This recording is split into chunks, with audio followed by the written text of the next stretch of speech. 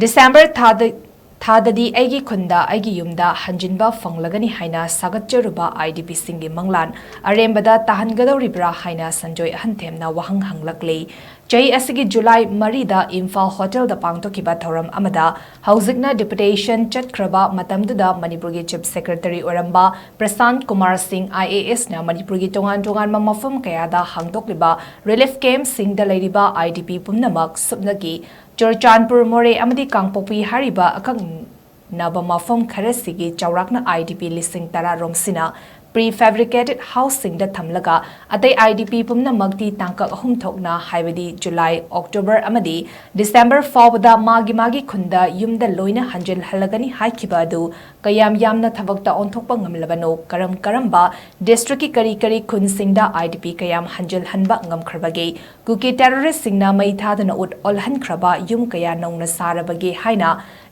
Social worker Shanjoy AHANTHEM na WAHANG HANGLAKLI Shanjoy na makha taraduna kumbi Assembly constituency gi manung channa laiba Torvung JP gi Torvung Bangla hariba mafam sidagi ihan hana haurakiba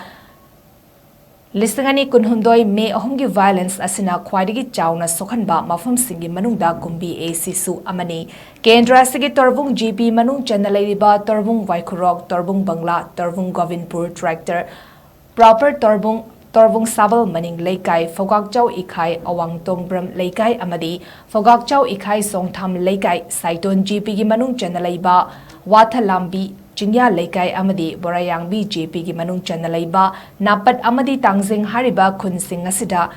Tangoi Tanamai Thadok Bikraba Yum Amata Nauna Saba Hauzik Fobi Oinadi Laitri IDP Sing Nauna Hanjinba Su Laitri Adabu Torbung Sabal Mamang Laikai Fogakchau Ikai Makha Laikai Maning Laikai Fogakchau Ikai Awang Laikai Amadi Borayangbi JP gi Manung Channa Nungu Chingya Pat Amadi Sanjol Pokpi Chingba Mafam Sing Yum Loina Mai Thakidaba Kharadi Naunami Khara Hanjinnabadi Laikre Hainam Hakna Makataki Relief camp sing the lady ba IDP sing mahaki Khunda Eigi the Mayumda Hanjil Halagani aduga Manipur da hangiba relief camp kuding mak close tawrani hariba Kangpopi Chochampur amasung Moregi chaurakna IDP lising taram asina prefabricated housing da mafam chana law and order situation si mahusagum totally restore tawtri bhawba prefabricated housing da thamgani haina phongdokhiba tangkak ahum thokna July October amasung December bhawgi manungda IDP punamak hariba akaknaba mafam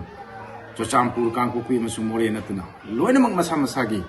khun singda mayum singda hanjil halani haina phongdokhiba thagiba madugi December gi deadline adu ngasi December gi tang kun mari ni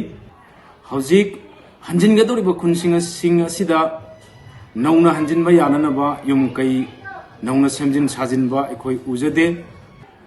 paliba PR government asina IDP Singgi awaba si mapung phana properly address tawibagi mami ude hojik December loigada udi sopnagi numit 3 ni pani khakta ngaire